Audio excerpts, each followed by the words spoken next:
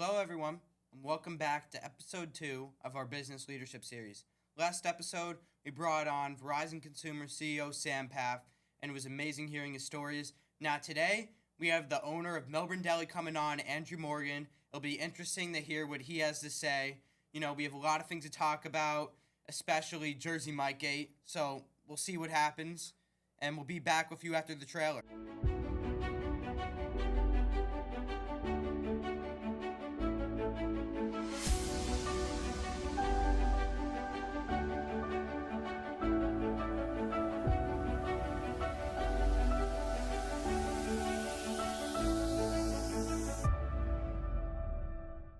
Welcome back, everyone. We're now with Andrew Morgan, the owner of Millburn Deli.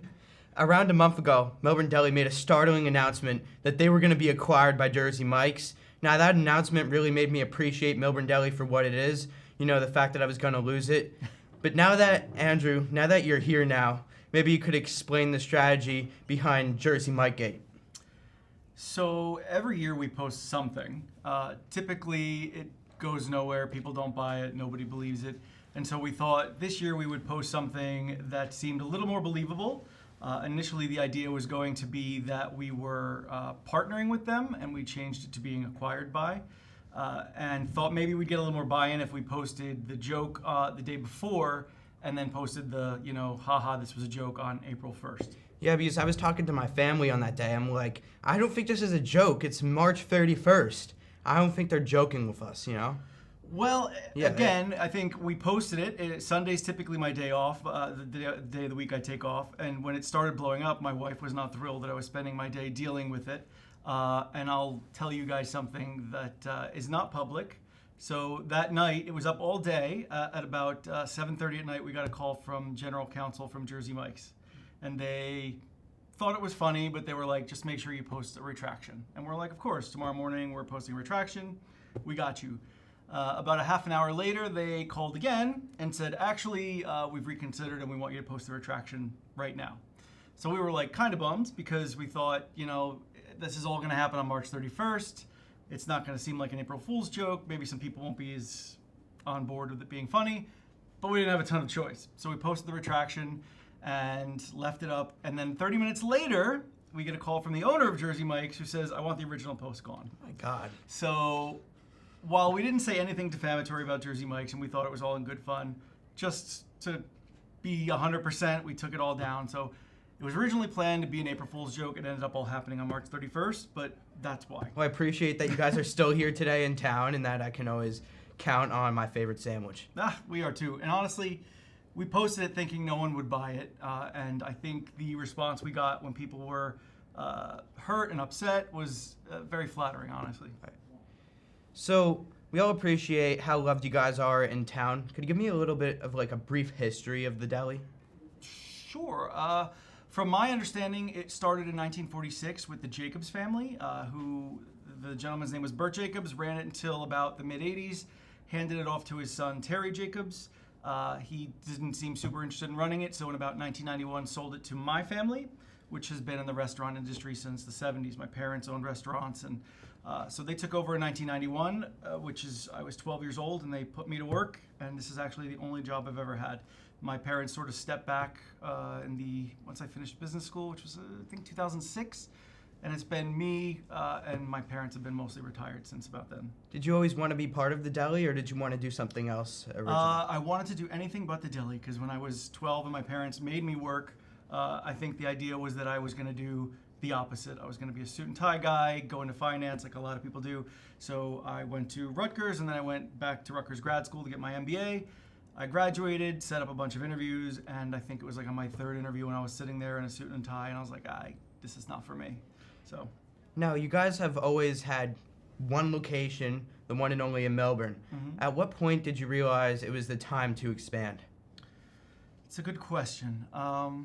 I think when I took over from my dad's mantra was always, there's two statuses for businesses. You're growing or you're dying.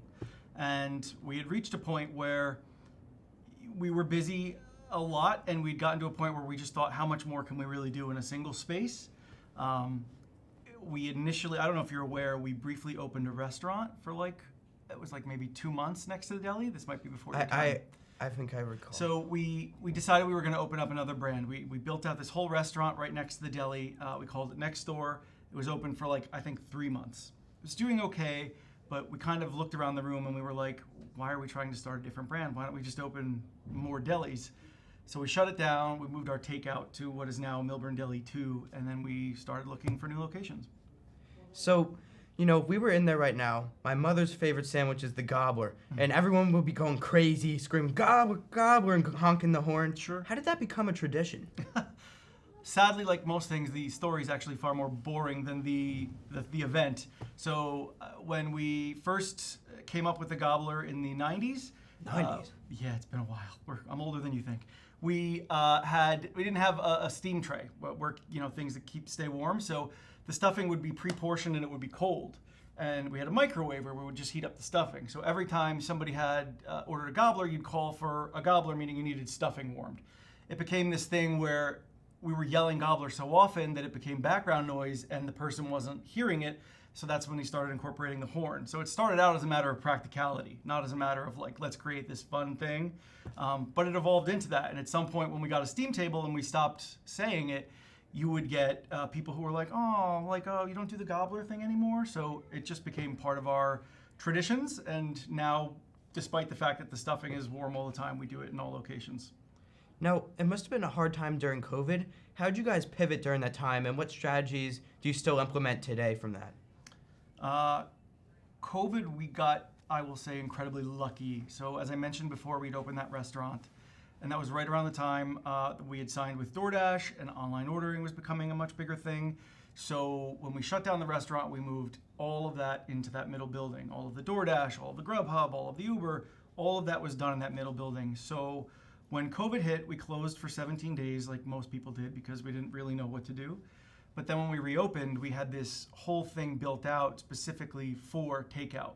It wasn't where you had to walk in like you do in the original deli. Everything was computerized. Orders came to a computer screen. So we felt fortunate in that we lucked out and were set up for when COVID hit.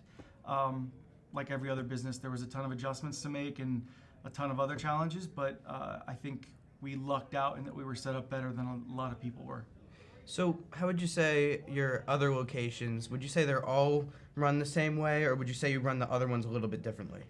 So the other ones are run much more akin to what we term as like the takeout building that I'm talking about now. 50% of our business in most of the other locations is order ahead. So in Millburn, if 50% of people walk in, 20% of people order online, and another 30% order on DoorDash. The expansion locations are significantly more like walk in, walk out. Most people aren't walking in and ordering the way they are in Millburn. So whenever I'm there, it's always packed and the food always comes out efficiently. Knock on wood. So how many sandwiches would you say you sell in a day, and what's the most popular one? So how many in a day in just one location? Yeah. Jeez, I'd probably guess 1,500 to 2,000 sandwiches in a day. In Millburn, Millburn's our busiest store, so to be fair. And which is our most popular? Most popular single sandwich actually is the Godfather. Do you know that story? Yes. Okay. So that's actually not even a sandwich that we came up with. That's a sandwich that a Millburn high school kid came up with. Well, I think he was in middle school at the time, but and the most popular category by far is still Sloppy Joe's. You could explain the story for our viewers who might not know that. Sure. So there was a kid named Danny Brenner. He was in Millburn. I think he was in 8th grade at the time. And he would come in every day and he would order this sandwich, and we would make fun of him for it all the time. I was one of the people who at the time was still working the floor making the sandwiches. And we would tease him that it was gross and how are you ordering that?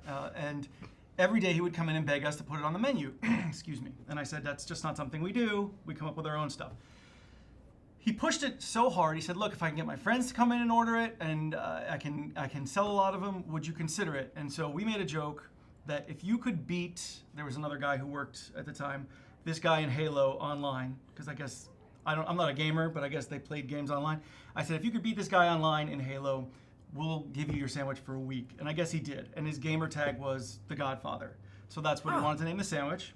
And we named the sandwich that for a week, and he made sure he brought his friends every goddamn day, and we sold 20, 25 a day, and just kept it on, and it took on a life of its own. And his dad still comes in from time to time asking for royalties, and so that's how that started. So what's your favorite? My favorite sandwich. Oh, God, I've eaten so many. Probably the Griller 8. It's kind of plain and basic, but that's me. I'm kind of boring, plain and basic. So, well, there's traditionals that people know, like the Godfather and Gobbler. Do you have any plans for new sandwiches in the future? We do. We try to do something new every month. It's tough the bigger you get because rolling out a sandwich isn't just like it used to be. So when it was just me and my family, we could, make a couple different types of new sandwiches, put them on the counter. When guests come in, you get instant feedback. They try a sample. Now it has to be done all internally. There have to be documents distributed to each location. Here's the recipe. Here's how you make it. Here's the products you need to order. But we do try to introduce new things. So I don't know how familiar you are with the menu, but the Blazing Hot Honey was one we just did. You're going to ask me what's on it, and I'm going to forget because we just came up with it. But it's been selling so well. It's like chicken cutlet, pepperoni, Mike's Hot Honey on like a toasted ciabatta. We did it as a special of the month, and we've kept it on for the last 4 months because it's been doing so well. So it's doing well? So the menu is like an evolving thing. We don't look at the menu and say, I'm going to change these 5 sandwiches today. We try to come up with something, and if that sells, we'll add it and maybe chop off the bottom one that isn't selling. Now, so I was told to ask this by my vice principal. Uh-oh. He said he used to like the, I think they're like raisin cookies, but he said you guys only have chocolate now. Do you ever plan to bring those back? So unfortunately, the oatmeal raisin cookies were a victim of expansion. As you grow, sometimes the less selling things don't make the cut. I would say in Millburn, there's always a chance because Millburn will always be a bit unique. If he visits the other stores, I would say definitely not. But yeah, we try to do a lot of stuff homemade, so they're homemade cookies. It's not somewhere you can get anywhere else. Maybe, I don't want to promise, but it was a victim of expansion because as we try to simplify the expansion kitchens, we were finding they were having a tough time cooking them correctly, and so there's nothing worse than like a raw cookie or a burnt cookie, so we killed them. All right. And to end it off, now you've been in the business for a long time and have seen record growth during your time in expansion. So what do you think it means to be an effective business leader? Oh boy, that's deep. I think being an effective business leader is first and foremost taking care of your people. The people who work for me, I will tell you, I brought in a business partner about 7 years ago. And something I didn't realize that I did was that I tend to focus more on my staff than the guests. And I think it's because my belief is if I take really good care of them, that they'll take really good care of my guests, and that they'll take pride in what they do, and that they'll put out a better quality product. And the second part of that was, I would say, is like, I don't think in terms of, how do I make more money? I don't think, how do I squeeze more margins out of this product? I think, like, even for the joke that we put out, like, what would be funny? Not what's going to drive somebody to buy something in the store, not how can I make 5 more cents on this sandwich. I think what's better, what's a better experience for people, and what will help my people excel in their jobs. And so far I've found, for me, and at least in this business, that has led to staff staying with me 10, 15, 20 years. I think one of your helpers here mentioned that their favorite person in the store is someone who's been there since 1996. So we focus on that, try to do things that others in our industry don't do. Healthcare, we have free health insurance, 401ks, paid vacations, free dental. We try to do all of the things that aren't done in our industry to take care of people. And for me, that's worked out. It's amazing.